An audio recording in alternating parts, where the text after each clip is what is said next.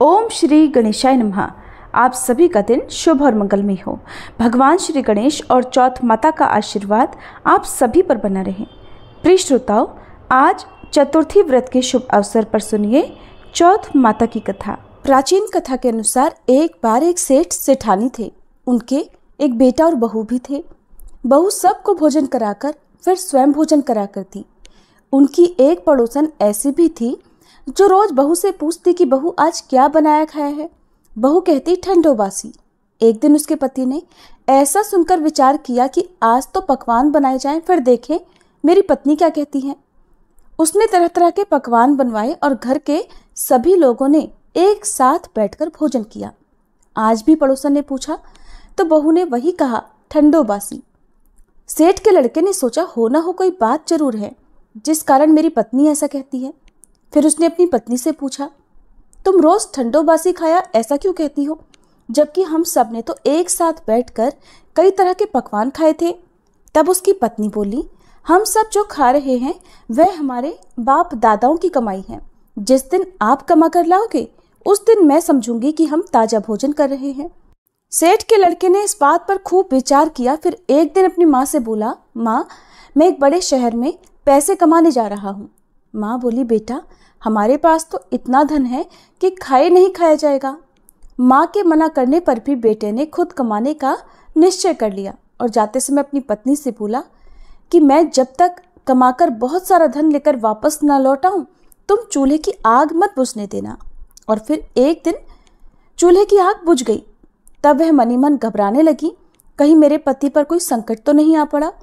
जल्दी से पड़ोस में से आग लाकर चूल्हे में रख दूं, ऐसा सोचकर वह पड़ोस में गई। वहां पड़ोसन चौथ माता का व्रत पूजन कर रही थी। पड़ोसन ने कहा, बहन थोड़ी देर में आकर ले जाना। बहू ने पड़ोसन से पूछा कि आप ये व्रत क्यों करती हो, इससे क्या मिलता है। पड़ोसन बोली, चौथ माता के इस व्रत को करने से अन्न लक्ष्मी मिले और अपनी मनोकामना भी पूरी होती है। अब बहू भी चौथ माता का व्रत करने लगी। दीवार पर चौथ माता बनाई और उस दिन घी गुड़ का चूरमा बनाकर रात को चंद्रमा को अर्घ्य देकर भोजन करती। ऐसा करते करते उसे बहुत दिन बीत गए। उधर चौथ माता ने बहू के पति को सपने में दर्शन दिए कि साहूकार के बेटे तू जाग रहा है कि सो रहा है, तेरी पत्नी तुझे बहुत याद कर रही है, जा घर जा और उसकी चिंता मिटा। तो दुकान खोलकर कंकु केशर का पगलिया बना के बैठ जाना, आज तेरा सारा हिसाब किताब चुकता हो जाएगा। अब तो चौथ माता ने जैसा कहा था वैसा ही हुआ। उसने घर जाने की तैयारी की और गाड़ी भरकर धन दौलत लेकर चल पड़ा। रास्ते में एक बड़ा सा काला नाग फन फैलाए बैठ गया और बोला, आज तो मैं तुझे डसूंगा, छोड़ूंगा नहीं, तेरी उम्र पूरी हो गई है। सेठ का लड़का बोला, आज चौथ माता ने मुझे सपना दिया तो मैं अपनी पत्नी से मिलने घर जा रहा हूँ। वहां मेरी पत्नी मेरा इंतजार कर रही होगी, बहुत चिंता कर रही होगी। मैं उससे मिलकर जरूर वापस आऊंगा, तब तो मुझे डस लेना। नाग बोला, तुम अगर शपथ लेकर जाओ तो ही मैं तुम्हें जाने दूंगा, अगर तुम लौट कर नहीं आए तो मैं तुम्हारे घर पर आकर ही तुम्हें डस लूंगा। इस प्रकार साहूकार का वह बेटा सांप को वचन देकर अपने घर पहुंच गया। वहां सभी से हंसी खुशी से मिला और भोजन करके फिर एक कोने में उदास होकर बैठ गया।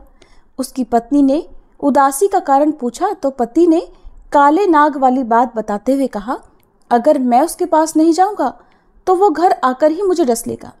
पत्नी बहुत चतुर थी, बोली, आप घबराओ नहीं, लेट जाओ, मैं एक उपाय करती हूँ। पत्नी ने कमरे की 7 पैड़ी धोई। पहली पैड़ी पर रेत, दूसरी पर इत्र, तीसरी पर गुलाल फूल, चौथी पर कंकु केशर, 5वीं पर लड्डू पेड़ा, 6ठी पर गादी गलीचा और 7वीं पैड़ी पर दूध से भरकर कटोरा रख दिया। इस प्रकार वह 7 ही पैड़ी सजाकर बैठ गई। आधी रात होते ही वह नाग आकर पैड़ी चढ़ने लगा। पहली पैड़ी पर रेत में लौट गया और कहने लगा, सेठ की बहू ने आराम तो बहुत दिया, लेकिन क्या करूं, वचन से बंध कर यहाँ आया हूं, इसलिए डसूंगा तो मैं जरूर। इस प्रकार 7 ही पैड़ियों पर वह नाग आराम करता हुआ और कहता कि डसूंगा जरूर कमरे में जाने ही वाला था कि चौथ माता ने विचार किया कि अगर मैं इसे नहीं बचाऊंगी तो संसार में धर्म कर्म और व्रत पूजन फिर कौन मानेगा। अब तो गणेश जी, चंद्रमा जी और चौथ माता ने साहूकार के बेटे को बचाने का विचार किया। चंद्रमा जी ने उजाला कर दिया। चौथ माता ढाल बन गई और गणेश जी ने तलवार लेकर नाग को मार दिया और ढाल से ढक दिया। बहू भी थकी हारी सो गई। दिन हुआ तो लोग बेटे से मिलने आए, परंतु बेटा बहू तो उठे ही नहीं थे। बहुत देर हो गई तो माँ उन्हें उठाने के लिए गई। माँ ने सातों पैड़ियों पर जो कुछ देखा तो बहुत घबराई और जोर से बेटे बहू को आवाज़ लगाई। बेटा बहू उठे तो देखा कि एक ढाल तलवार वहाँ पड़ी है। अब ढाल उठाई तो वही काला नाग मरा हुआ पड़ा है। बेटा बहू ने सोचा कि आज तो धर्म कर्म ही आड़े आए, जब भगवान श्री गणेश और चौथ माता ने हमारी रक्षा की। हे चौथ माता, आपने जैसे सेठ के बेटे बहू की रक्षा की, वैसे सब की रक्षा करना। प्रेम से बोलिए चौथ माता की जय। चौथ माता की इस कथा का पुण्य भगवान गणेश जी की कथा के बिना अधूरा है। अब सुनिए भगवान श्री गणेश जी की कथा। एक बार गणेश भगवान एक छोटे से बालक का रूप धरकर चिमटी में चावल और चमचे में दूध लेकर धरती लोक पर आए और वहां आने पर वो एक गांव में गए, जहां वो हर किसी से कह रहे थे कि कोई मेरी खीर बना दो, कोई मेरी खीर बना दो। एक बूढ़ी माई बैठी हुई थी। उन्होंने कहा, ला मैं बना दूं। अब वह छोटा सा बर्तन चूल्हे पर चढ़ाने लगी। तब गणेश जी ने कहा, दादी माँ, छोटी सी भगोनी मत चढ़ाओ, आपके घर में तो जो सबसे बड़ा वाला बर्तन हो ना, वही चढ़ा दो। बूढ़ी माई ने बालक का मन रखने के लिए वही किया। वह घर के भीतर गई और घर का सबसे बड़ा भगोना लाकर चूल्हे पर चढ़ा दिया। वह देखती रह गई कि उसमें जो थोड़े से चावल उस बड़े बर्तन में उन्होंने डाले थे, वो तो पूरा का पूरा भर गया। अब गणेश जी ने कहा, दादी माँ, मैं नहाकर आता हूँ, तब तक खीर तैयार हो जाएगी। खीर तैयार हो गई तो बूढ़ी माई के पोते पोती खीर खाने के लिए रोने लगे। बूढ़ी माई जब भी कुछ बनाती तो बिना गणेश भगवान को भोग लगाए कुछ नहीं खाती, न ही किसी और को खाने देती थी। तब उन्होंने मन ही मन कहा, गणेश जी तेरे भोग लगे। ऐसा कहकर उन्होंने चूल्हे में थोड़ी सी खीर डाली और कटोरी भरकर खीर बच्चों को दे दी। बूढ़ी माई की पड़ोसन ऊपर से देख रही थी, तो बूढ़ी माई ने सोचा, ये तो उस बालक से चुगली कर देगी। तो एक कटोरा भरकर उन्होंने उस पड़ोसन को भी पकड़ा दिया। बूढ़ी माई की बहू ने चुपके से एक कटोरा खीर खाया और कटोरा चक्की के नीचे छुपा दिया। अभी भी गणेश जी नहीं आए थे। बूढ़ी माई को भी भूख लग रही थी, तो उन्होंने भी एक कटोरा खीर का भरकर किवाड़ के पीछे बैठकर एक बार फिर कहा, गणेश जी आपको भूख लगे। ऐसा कहकर भोजन करना शुरू कर दिया और खीर भी खा ली। तब तक गणेश जी आ गए। तो बूढ़ी माई ने कहा, अरे गणेशा, खीर खा ले, मैं तो तेरी ही राह देख रही थी। गणेश जी ने कहा, दादी माँ, मैंने तो पहले ही खीर खा ली। बूढ़ी माई ने कहा, खीर खा ली? अरे कब खाई? तू तो यहाँ था भी नहीं। गणेश जी ने कहा, जब तुम्हारे पोते पोती ने खीर खाई तब खाई थी, जब तुम्हारी पड़ोसन ने खाई तब खाई, और जब तुम्हारी बहू ने खाई तब भी मैंने खाई। अब तुमने खाई तो मेरा तो पूरा पेट ही भर गया। बूढ़ी माई ने कहा, बेटा, और सारी बात तो सच है, पर बहू बिचारी का नाम मत लो। वो तो सुबह से काम में लगी हुई है, फिर भला उसने खीर कब खाई? तब गणेश जी ने कहा, अरे दादी, चक्की के नीचे देखो तो झूठा कटोरा पड़ा है, और तुमने तो मुझे भोग लगाया, लेकिन तुम्हारी बहू तो वैसे ही खा गई। बूढ़ी माई ने कहा, अच्छा बेटा, घर की बात है, घर में ही रहने दो। अब बताओ तो जरा, ये बची हुई खीर का मैं क्या करूं? तो गणेश जी ने कहा, नगरी जिमा दो पूरी। तो बूढ़ी दादी ने पूरी नगरी जिमा दी, फिर भी खीर का बर्तन पूरा भरा ही था।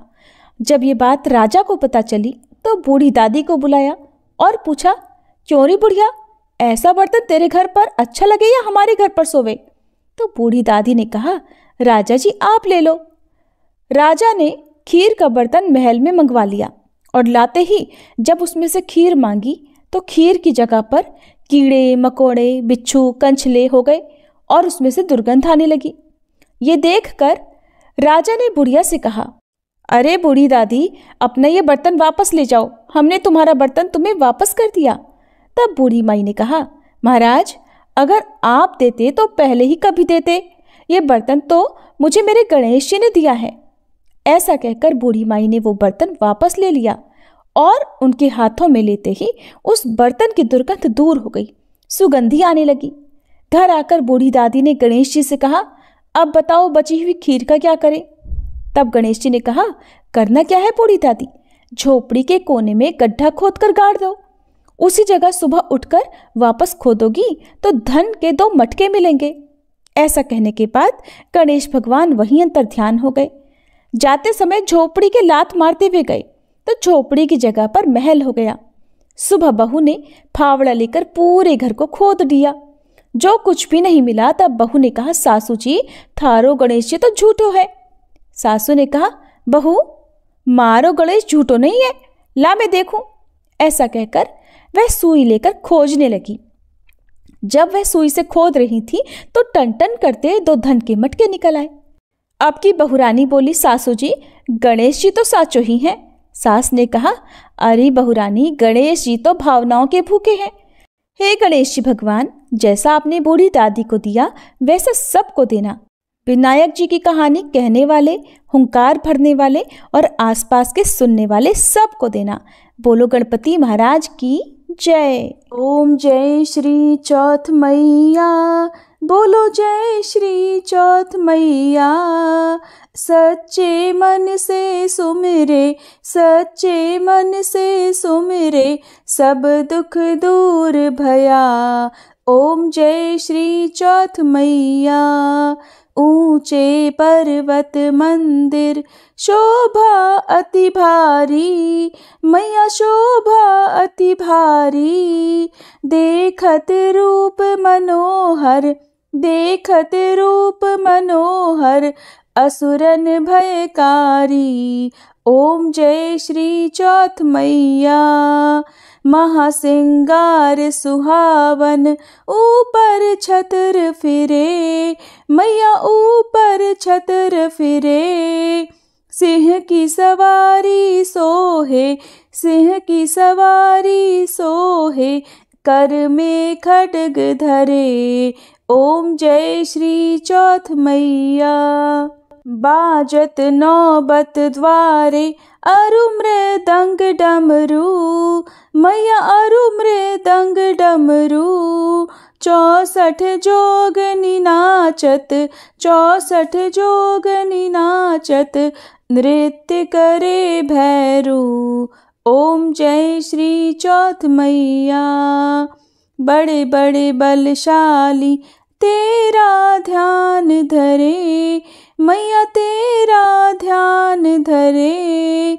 ऋषि मुनि नर देवा, ऋषि मुनि नर देवा, चरणों में आन पड़े।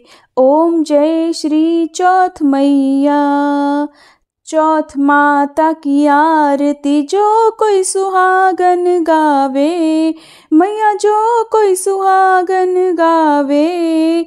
बढ़त सुहाग की लाली, बढ़त सुहाग की लाली, सुख संपत्ति पावे। ओम जय श्री चौथ मैया। ओम जय श्री चौथ मैया, बोलो जय श्री चौथ मैया। सच्चे मन से सुमिरे, सच्चे मन से सुमिरे, सब दुख दूर भया। ओम जय श्री चौथ मैया। जय गणेश जय गणेश जय गणेश देवा, माता जाकी पार्वती पिता महादेवा।